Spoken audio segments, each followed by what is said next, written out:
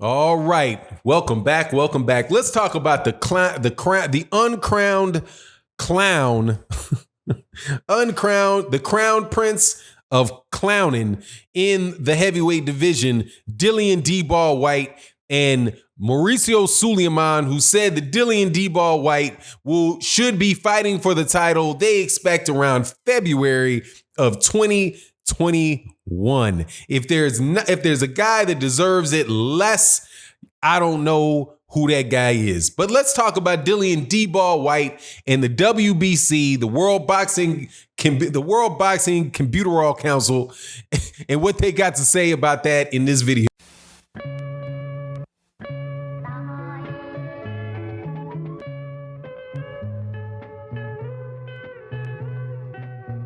All right, welcome back. Dillian, the dope fiend, doing dope, who don't know the meaning of water nor soap. I have zero respect for Dillian Whyte. If you've not noticed, zero respect. Dillian Whyte is I don't think he's the number one ranked guy in the WBC. He's the mandatory for the WBC title, though, which is held by Tyson Fury. Tyson Fury won that belt off of Deontay Wilder, but Deontay Wilder has a rematch clause. We do not know when that rematch is going to be taking place, but Tyson Fury is contractually obligated to give Deontay Wilder that rematch, and Deontay Wilder exercised that rematch. So that fight is supposed to be happening. But after that, Dillian Whyte, who was the mandatory for Deontay Wilder going into the Tyson Fury fight, will remain the mandatory for either guy after this rematch, per the WBC rules, which says that one champion, when they beat the other champion, that you inherit the mandatory responsibilities of the guy that you beat. So if Tyson Fury can defend it, it will then that the WBC hit the mandatory from Deontay Wilder will transition on to Tyson Fury. Quite honestly, the way it is right now, Deontay Wilder is Tyson Fury's mandatory because Tyson Fury is the WBC champion. Now, is that fight going to happen? No, I do not believe that fight is going to happen. I do not believe that in February of 2021 that Dillian Whyte will be fighting for the WBC championship. And I have a couple reasons for not believing that's the case. Number one, we do not know when Deontay Wilder and Tyson Fury will rematch. We don't know. It was originally supposed to be for July, but that's going to get pushed back at least 3 months. So now you're in June, August, September, October. Now you're in October. So then somebody would have, if it just got pushed back just 3 months, then that's October. So then you're saying that they're gonna come right back 5 months later and fight Dillian Whyte. The reason that I don't think that's gonna happen is because I don't think that's gonna happen in October.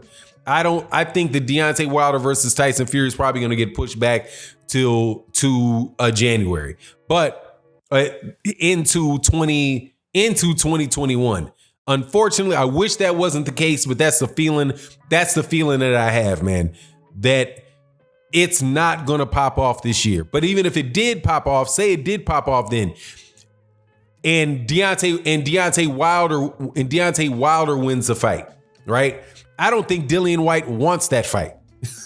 I've never believed Dillian Whyte wanted to fight Deontay Wilder because he had so many opportunities to fight Deontay Wilder, become the mandatory for Deontay Wilder just by fighting a guy like Luis Ortiz or fighting Dominic Brazil.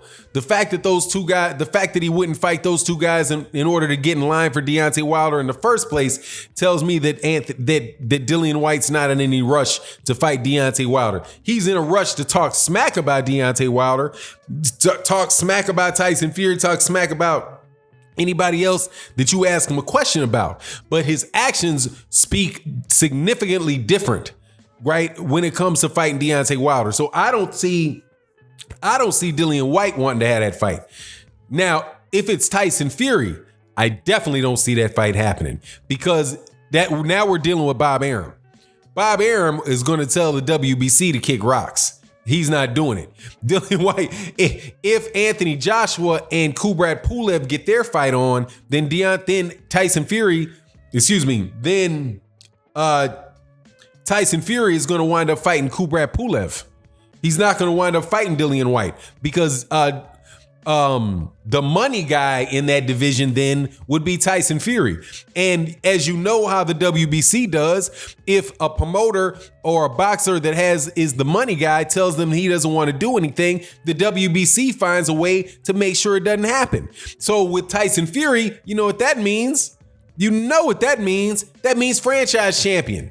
That means franchise champion. Sorry, Dillian. We're going to elevate Tyson Fury to franchise champion because we believe that he is so important to the sport and that we just can't have him have mandatories. Plus, Bob Arum asked us to do it, and Bob Arum said that he would drop the belt and go get the WBO belt and whatever. But Bob Arum is just... If Bob Arum doesn't want to fight that's mandated by the WBC, he already has shown that he has the ability to tell him to kick rocks. Perfect example of that is Jose Ramirez and Regis Prograis. They were supposed to fight one another in a mini tournament that was sanctioned by the WBC. Jose Ramirez was fighting Amir Imam, and Regis Prograis fought Julius Ndungo.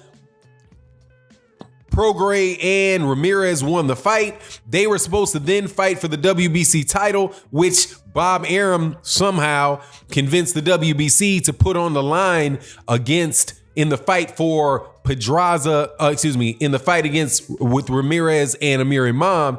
Once Jose Ramirez got that belt, Bob Arum was like, yeah, maybe might make the Regis Prograis fight. Maybe we won't. Maybe we'll take a couple fights before. And we see exactly what happened with that fight.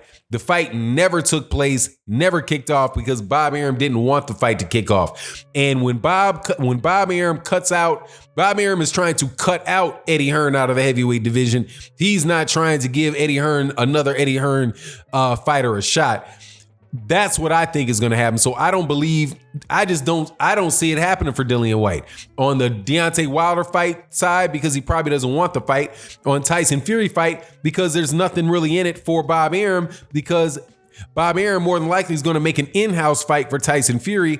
And if he's not able to actually make an undisputed fight with Tyson Fury with Kubrat Pulev. Right. And I would say that maybe be confident enough to do an Anthony Joshua, but I just don't think Dillian Whyte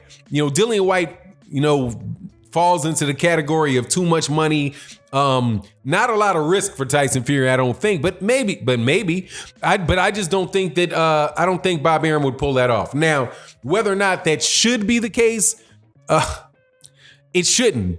There's no way in the world that Dillian Whyte should still be a mandatory challenger for anybody, with all the nonsense that he got caught up doing. But like I said in the beginning of the video, when I called it the WBC World Boxing of Computerol, the WBC seems like they do not give a flying rat what rules are being broken or not being broken. They're just going to let the guy, did he serve his suspension, little slap on the wrist. Sounds good to me. Come on, man. Come on and fight. Dillian Whyte got tested positive for Computerol going into the fight,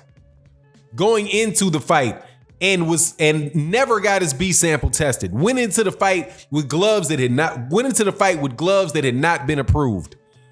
All of this stuff is out there. All of this stuff is confirmed. The WBC did absolutely nothing about it. They provisionally suspended Dillian Whyte until such time as the BBBOC just reiterated what they said the first time.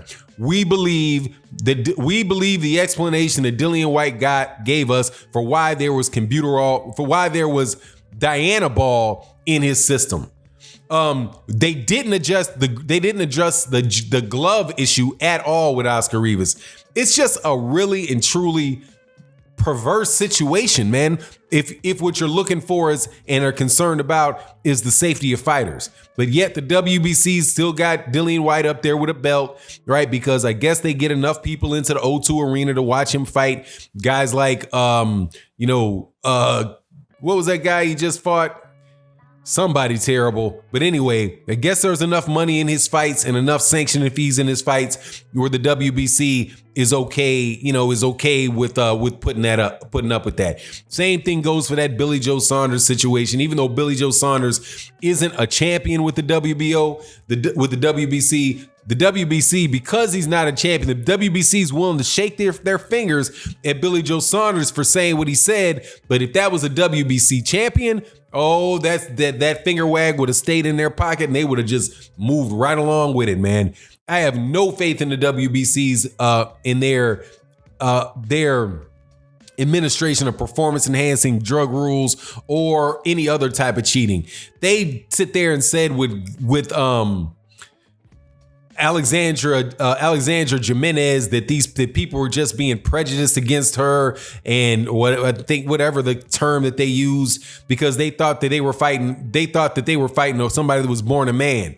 Well, that question never really got answered, but it turned out that if they weren't fighting against a man, they were dang sure fighting against somebody that was trying to turn themselves into one, because she was all hyped up on all kind of synthetic testosterone as well. Actually, I'm not sure if that was a weight cutter or whatever it was, but she failed under the performance, and failed the performance enhancing drug test. They had to eat crow, but they still wouldn't give the belt back to the fighter that got robbed because she was in their juice. They were like, well, we'll just disqualify. So the fight's no contest, but our belt, but this lady's not our champion anymore.